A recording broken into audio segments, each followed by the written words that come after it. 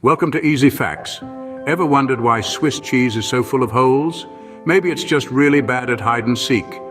Now imagine a world without the creamy goodness of brie, the tangy bite of cheddar, or the smoky allure of Gouda. Unthinkable, isn't it? From the heart of France to the corners of Greece, cheese has wheeled its way into the heart of global cuisine, making it a must-have in every pantry. Well, buckle up, folks, because today we're diving into the fascinating world of cheese making. Now, cheese doesn't just appear magically in the supermarket. It starts with a cow, a goat, or a sheep, and a whole lot of patience. Milking isn't as simple as it sounds. Picture this.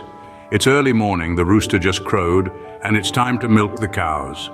The farmer heads out to the barn, bucket in hand, ready for the daily ritual. The milk collected is raw and straight from the source, rich with all the natural flavors that make each cheese unique. The quality of this milk is paramount. A happy cow munching on fresh grass, a goat nibbling on wild herbs, or a sheep grazing on a hillside, all contribute to the flavor profile of the cheese. The diet of these animals, the environment they live in, even the season when the milk is collected, all play crucial roles. So, next time you enjoy your cheese, remember to thank the hard-working animals and farmers.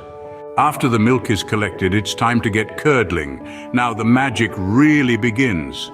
The first step is to add some starter bacteria to the milk. This isn't the kind of bacteria you want to avoid. No, this is the good stuff, the kind that turns milk into delicious cheese. Once the bacteria are in, they start munching away at the lactose, turning it into lactic acid. This acidification process is what gives cheese its unique tangy flavor. It's a bit like a microscopic party happening right there in the milk. Next, we introduce rennet to the mix. Rennet is a complex set of enzymes that coagulate the milk, turning it from a liquid into a semi-solid state.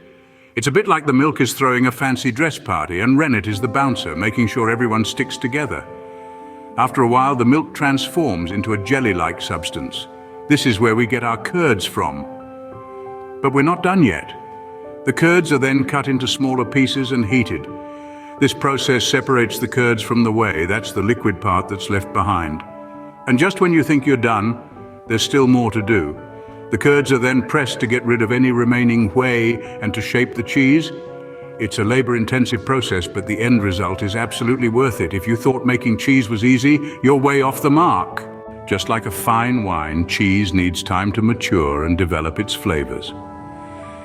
Now let's talk about the aging process, or as the French say, affinage. After the curds have been separated from the whey, they are pressed into molds. This is where the magic really happens.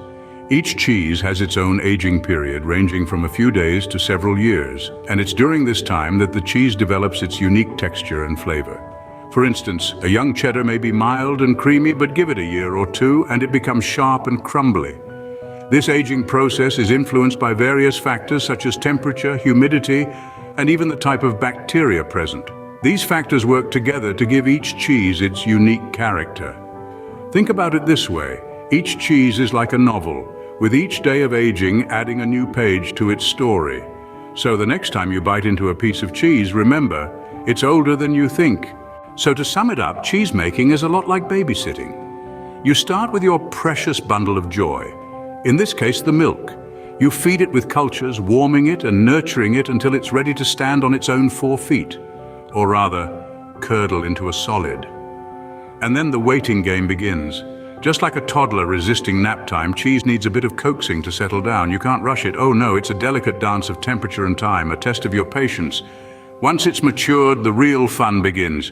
You get to enjoy the fruits of your labor. The creamy, tangy, sometimes sharp and always delightful taste of cheese. It's a labor of love that's worth every bite. Now that's a Gouda way to make cheese. Thanks for joining us on this cheesy adventure, and remember, life's too short for fake butter, cheese, or people.